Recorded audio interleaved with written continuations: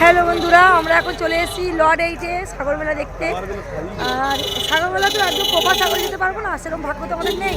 তাই আমরা লর্ড 8-এই দেখে চলে যাবো। আর জানি না আজকে ভিড়টা কেমন, কিন্তু আমাদের হাফ পাতে নামিয়ে দিয়েছে।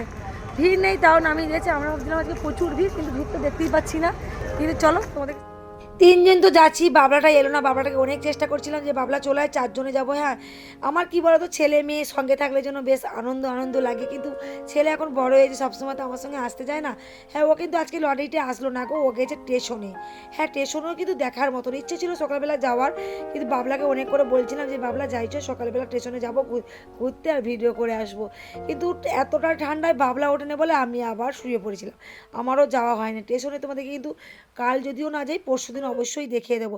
আর দেখো বন্ধুরা, আমরা কিন্তু গল্প করতে করতে লর্ড 8-এ চলে এসেছি। আর কি সুন্দর সাজানো, দেখে তোমাদের কেমন লাগছে অবশ্যই জানাবে। হ্যাঁ, কখনো যদি আমি সাগরে যাই, পোপার সাগরে, সাগরে তো দেখার মতন, কিন্তু কোনোদিন যাবো কিনা জানি না। কেন এতটা ভিড় আমি জানি, ছোটোবেলায় বাবলা যখন ছোটো ছিল 3 থেকে 4 বছর, তখন একবার গেছিলাম। সে ভিড়টা মাথায় আছে, আমি জীবনে নামও ধরবো না এই সাগর মেলার সময়। হ্যাঁ, এমনি সময় অবশ্যই যাব। তোমার দাদাভাই আর আমি আর দোয়েল গল্প করতে করতে যাচ্ছি দিব্যি তিনজনে। কিন্তু আমরা ভেবেছিলাম আজকে হয়তো প্রচুর ভিড় হবে, কিন্তু সেরকম ভিড় নেই। ভিড় সবাই বলছে পরশু দিন নাকি ভিড় হবে, মানে কালকের ভিড় হবে আর পরশু ভিড় হবে।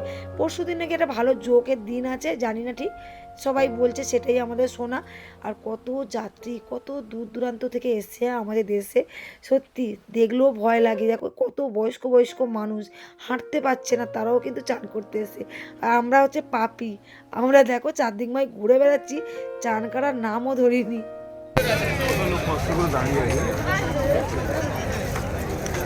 না, কেমন লাগছে মেলা এসে বলো? মেলা এসে কেমন লাগছে? অমনি টান চলে এসছে, ভালো লাগছে না, এমনি লাগছে না, কিছু খাওয়াই না, ভালো লাগছে না, ভালো লাগছে না, কি খাওয়াই বলো? চলো, প্রচুর ভিড়, সত্যি প্রচুর ভিড়। হ্যাঁ, কোথায় যাবে? চলো চলো চলো, ঢুকতে হবে কি জানি না। অনেকটা ভিড় বলে একটা ফাঁকা জায়গায় চলে এসেছিলাম, একটু ছবি টবি তুলবো। আর যা ভিড় ভাই, যদি ফোনটা হারিয়ে যায়।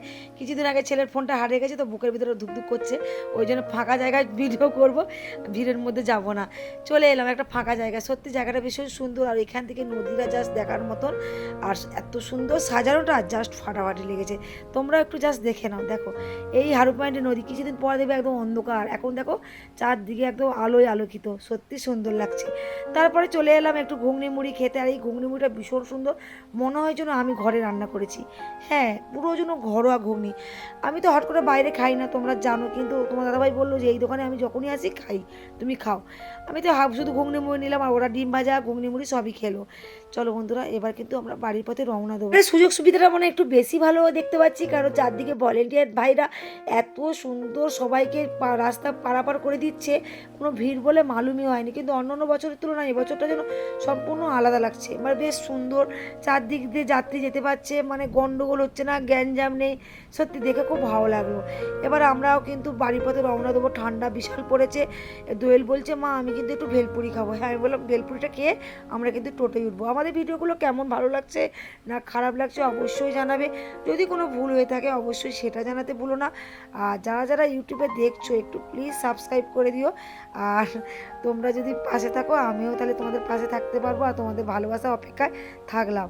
চলো বন্ধুরা, এখন কিন্তু দোয়েল ভেলপুরি খেতে খেতে বাড়ির দিকে রওনা দিয়েছে, মানে টোটোর দিকে। অনেকটা দূরেই কিন্তু টোটো, এখন হাঁটতে হাঁটতে পাটাই আমাদের ব্যথা ধরে যাবে।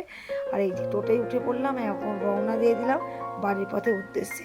বাবলাকে ফোন করে বলে দিলাম, বাবলা যদি মাছ ফাছ নিয়ে আসিস, মাছ ভাজা আর ভাত করবো রাত্রেবেলা, যেহেতু কালকে নিরামিষ, কালকে সংক্রান্তি বলে কথা, তার জন্য